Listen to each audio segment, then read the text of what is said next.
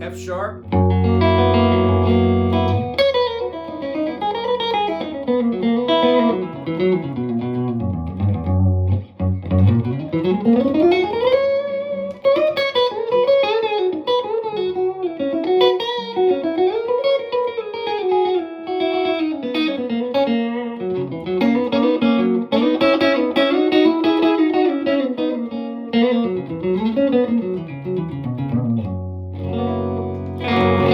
No extra charge for mistakes. I'm just messing around here, folks. It's a real cold day here in Nashville.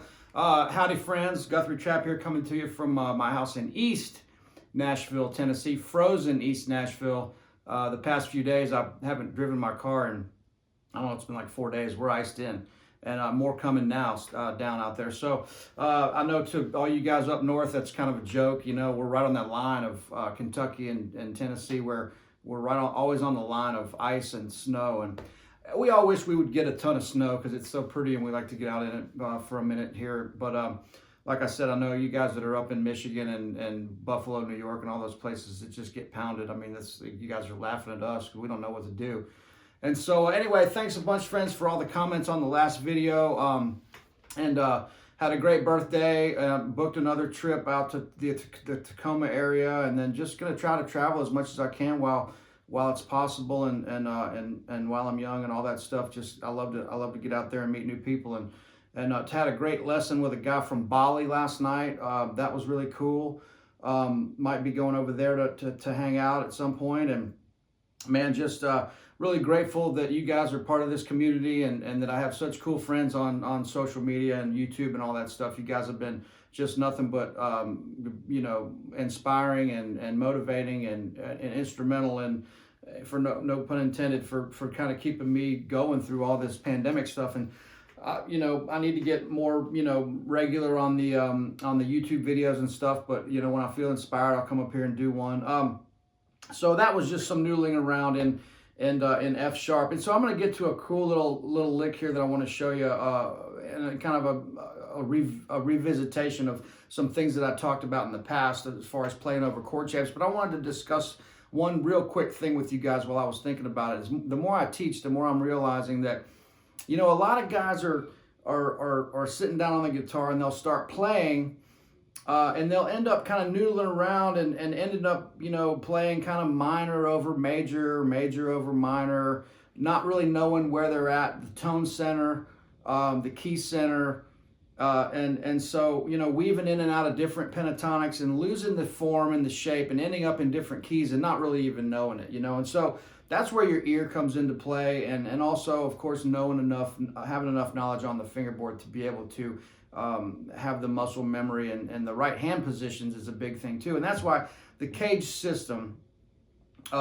is so important, and it's way more than just knowing your major chord shapes, your 5 major chord shapes. It's everything inside that. It's keeping you in the right hand position.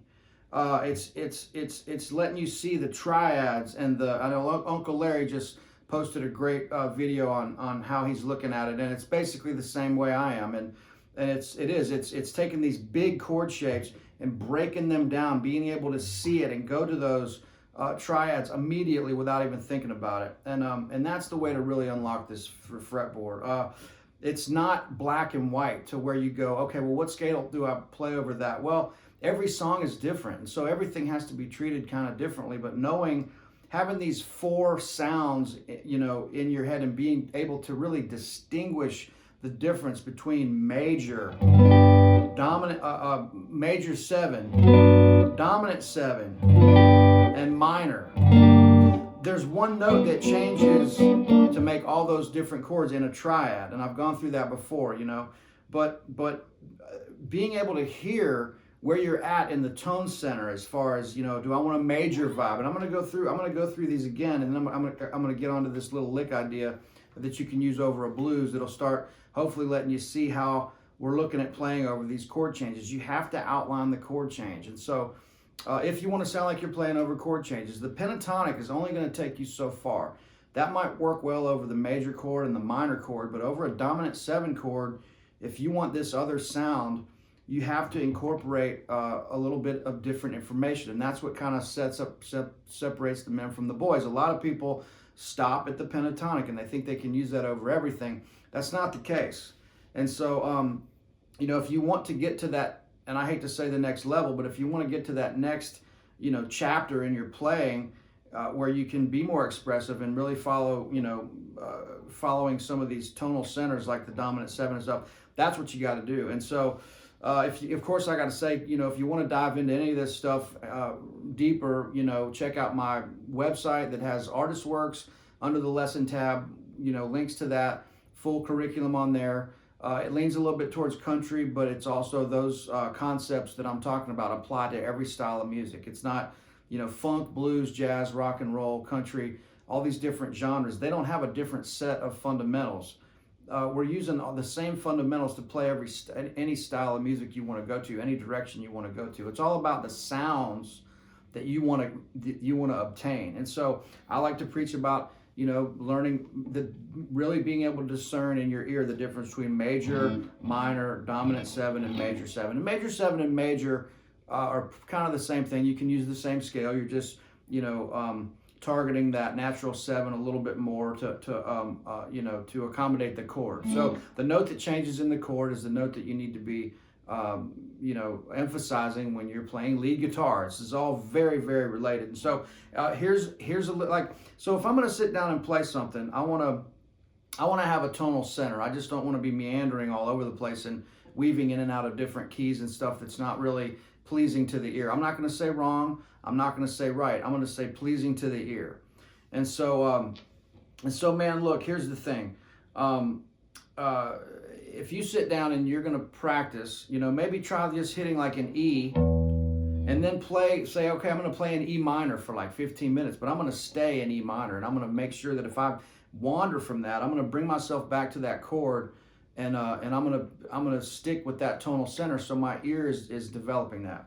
And then I might go, okay, then I'm going to go to G7, and I'm going to play out a G dominant 7 for 15 or 20 minutes, but I'm going to stick to that and not waver from that tonal center, because your ear needs to be able to pick this up. And so here's an example. If I'm going to play an E major,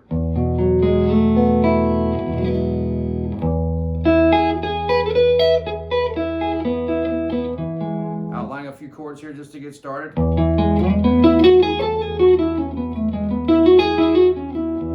Using the 1-3-5 to start and end my phrases on, because that's acceptable to the ear.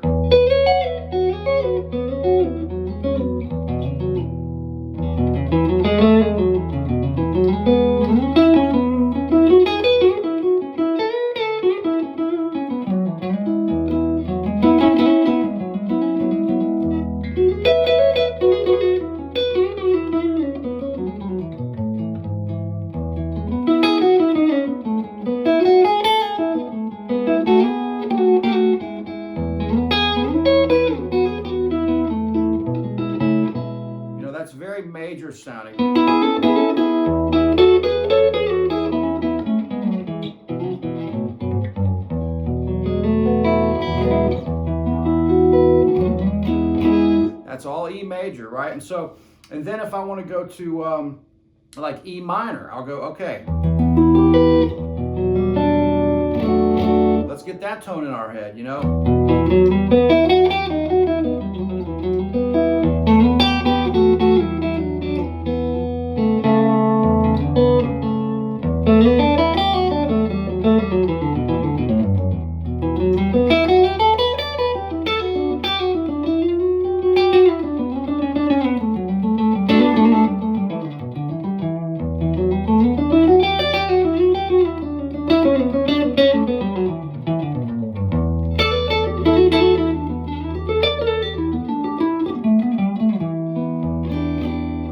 Kind of in that vein, right?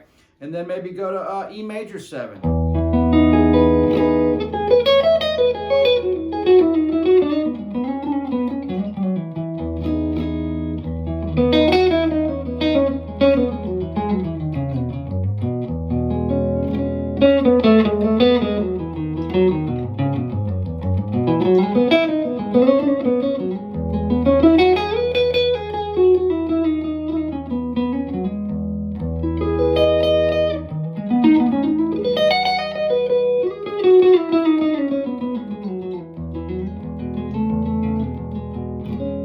Major 7, where we're leaning on,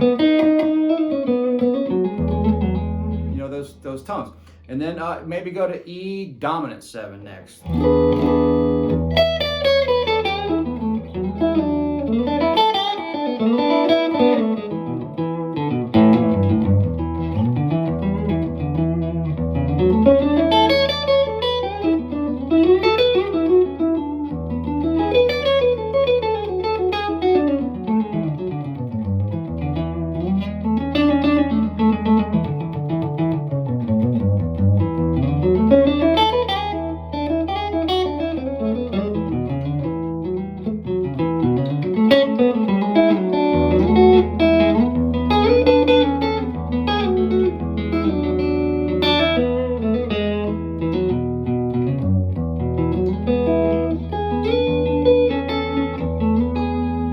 So that more of that sound. Like I said, no extra charge for mistakes. I'm just kind of going here. So that's a little bit of that spiel there. And then so the lick I wanted to show you. Let's get up here in like A dominant 7. Now here's going back to the beginning of some of my first kind of YouTube little teaser lesson clips here. Of course, I want you to buy all my stuff, and so I'm just kind of throwing all this stuff out there. So and thanks for all that. But so going from an A blues, going to the 4 chord, D7 or D9, I'm looking at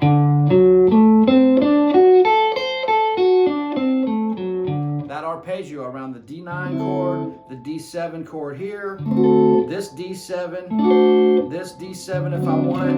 But I'm looking at all the D7 options that I have there, and the information around there. The Mixolydian,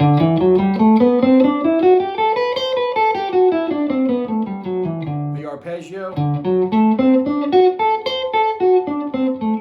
right? That's my A shape. There's my triad. There's a D7 there. There's a D7 here.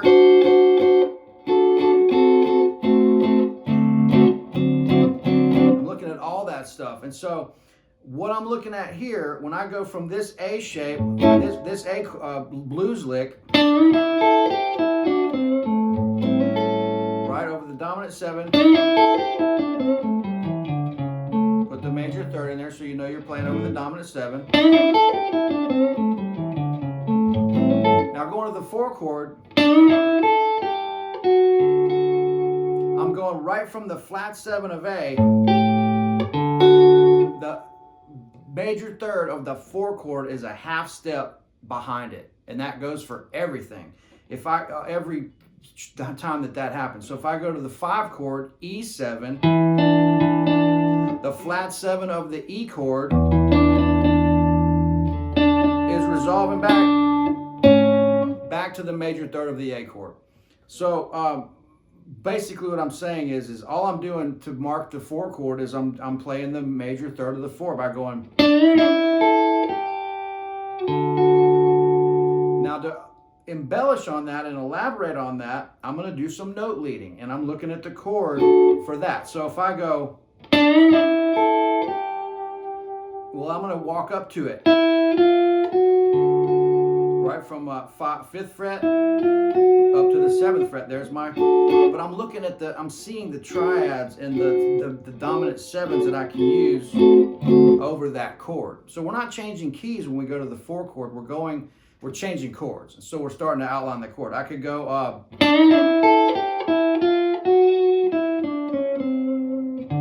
I'm going up to the major third of D, then back down to the flat 7. That combines those two kind of pentatonic sounds together, the major and the flat 7. So again, so you can hear when it goes to the 4. So 1, or write down your Mixolydian.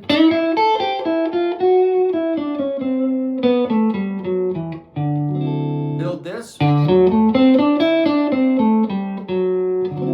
the 4 chord.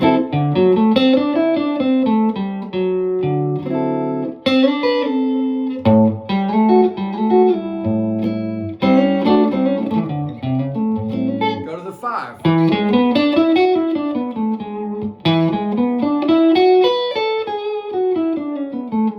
Because there's my 9, there's my 7, there's my 7.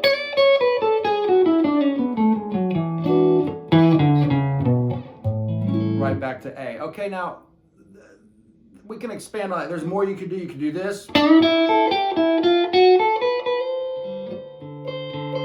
over the D, because that's also a flat 7. That's a C. So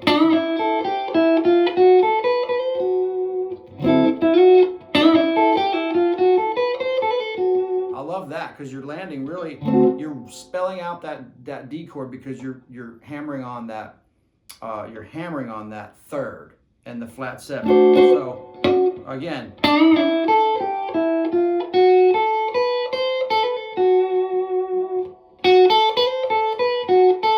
back to A right there.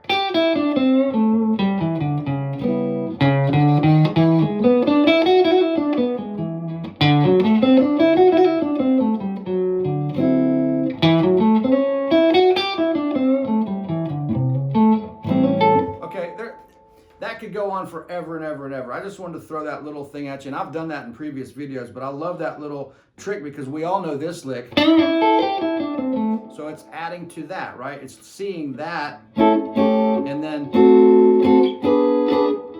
the other chords around it. Okay, so one more thing I want to clarify. On the last video I did when I was dealing with an A blues,